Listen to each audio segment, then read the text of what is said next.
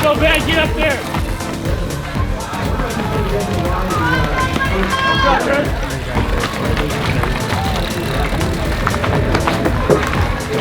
He's that guy in our race.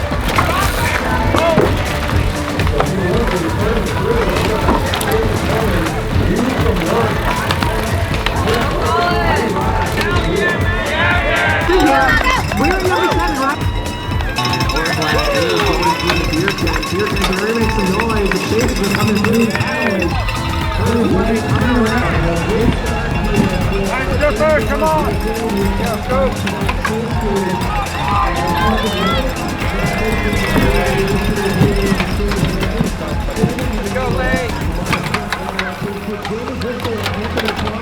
Here on day 2 of Gloucester with Anthony Clark. Anthony coming in 3rd place on the day after a really hectic race, lots of punches being thrown and back and forth action, a lot going on. Take us through what happened out there today. I don't really know on it, but like since it's day 2, I was like on the start and I was just super chill. I was like, okay. So we just kind of started and I was like sitting 6th wheel and I was like, no, I want to go to the front. So after Curtis attacked, I went to the front, but then I don't know, like 3 laps or 4 laps to go, Curtis had a gap. So I just led 2 of the laps trying to get him back. Then the Cannondale guys were just like racing as a team and I was like, ah! So then I just led the last lap and then we were coming in and Little Lane did an attack and I was like, oh, I gotta cover it. So I went to the front and then I realized he had too big of a gap. So I was like, crap, I gotta lead out the sprint and Tobin is fast. So I didn't even think about it. I just went on the pavement and I was like, bah, bah, bah, bah, bah, bah, bah, and I just went as hard as I could. I didn't look back. I could see Tobin like right here. And I was like, I'm gonna keep going. And then as soon as I crossed the line, I was like, oh, I just got third at Gloucester. And that's kind of, I think that's how it happened. Sounds about right to me. I think you nailed it. Was that in 30 seconds? Yeah, awesome. Right up there.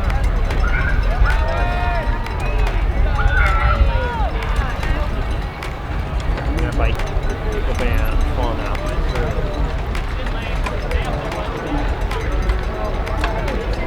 Okay, go.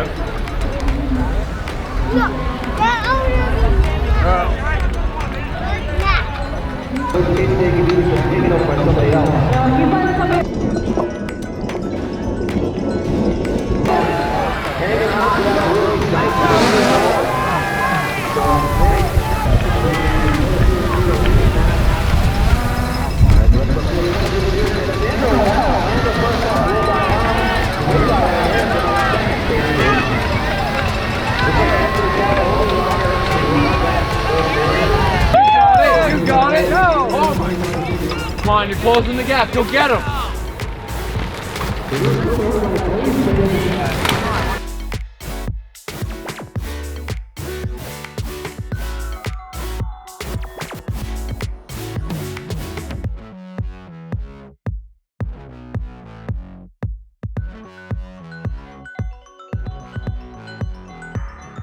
Here in Gloucester with Lane Maher, 2nd place on the day for day 2 of Gloucester. Really exciting day out there, kind of a group racing dynamic out there with some of your teammates, a lot of attacks going on. Take us through your race and how it played out for you at the end there. Yeah, at the beginning, our teammate Cooper was off the front for a while and just a lot of other people were chasing, and it was still a fast pace, and I still just wanted to make sure I wasn't going to blow up with that pace, so I was just kind of taking it easy and trying to race conservatively. And then towards the end, some people started to fall off the pace, so it got a little more selective. And then Curtis attacked really hard, so that was pretty much gone. That was the win. So then it kind of became like a race for second, and I got to go out to the front of the race for the first time on the last lap, and it made it a lot easier, just a lot less like gaps for me to close. And then I felt really good and decided to attack with a few minutes to go, and it stuck, so I was happy. Awesome, so you just attacked on the last lap and that was it, Yeah. held on? Yeah, I just put my head down and went as hard as I could and hope for the best.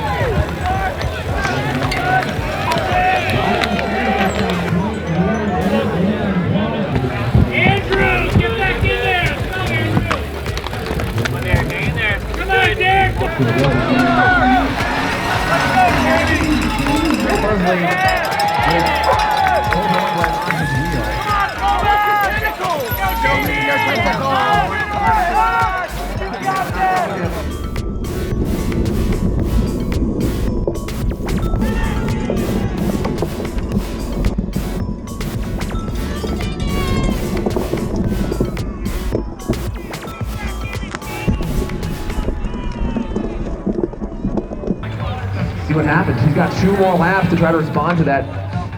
Nice attack by Curtis. 2 for 2 on the weekend. I'm here with Curtis White. Curtis, it was a heck of a race out there, a whole lot of back and forth, looked really tactical. Take us through how it played out. It was, the course today seemed like it played more towards group racing. It was a bit more tactical. Cooper Willsey was up front early, so that put pressure on guys like Tobin, Norton Blad, Jamie Driscoll. Jamie got up to the front, closed the gap quick, so we were all back together. Jamie was putting in a good dig with maybe like 4 to go, and then he unfortunately clipped a stake.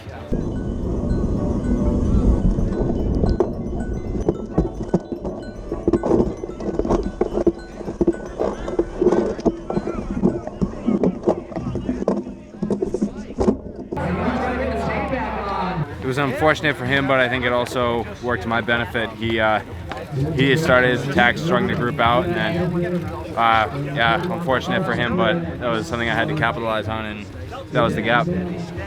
So at the end there, those last couple of laps, it really looked like you were just out of the saddle and driving it once things kind of broke apart after Jamie's mishap? Yeah, it was. Yeah, once I got the gap, I wanted to crank out some, the fastest lap times I could, work on the having sharp accelerations, and yeah, I think tactics took over the group behind, and they were racing for second.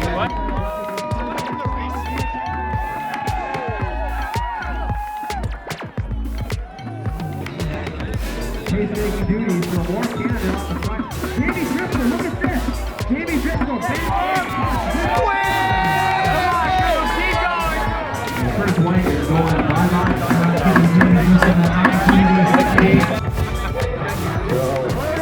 White.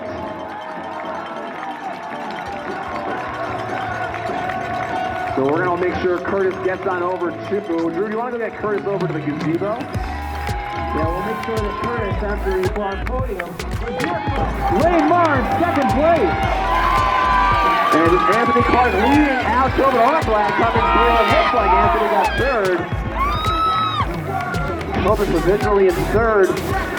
I'm sorry, fourth.